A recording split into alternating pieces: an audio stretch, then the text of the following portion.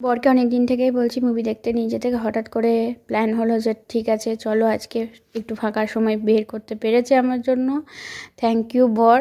আর এই যে যাচ্ছি আমরা রেডি হয়ে, বুনু আসবে, বুনুকে ওখান থেকে চলে আসতে বলেছি কারণ টাইম আমাদের হাতে খুবই কম ছিল। হঠাৎ করে লাঞ্চ করার পরে প্ল্যান হলো যে মুভি দেখতে যাব।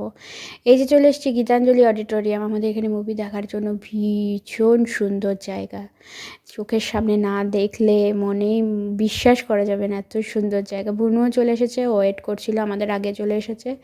ভেতরে প্রচণ্ড ভিড়, এসে দেখি বাইরেটাতেও প্রচুর ভিড়, সবাই মুভিটা দেখার জন্য আমার মতোই এক্সাইটেড।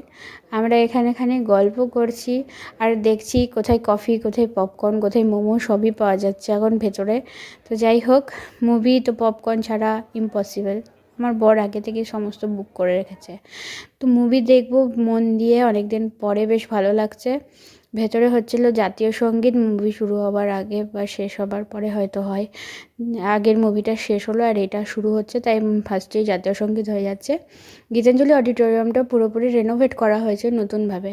তো রেনোভেট করার পরে আমি ফার্স্ট টাইম এলাম মুভি দেখতে, খুবই সুন্দর লাগছে ভেতরটা। এবারে আমি ফুল মন দিয়ে মুভি দেখব, আর কোনো ভিডিও করব না।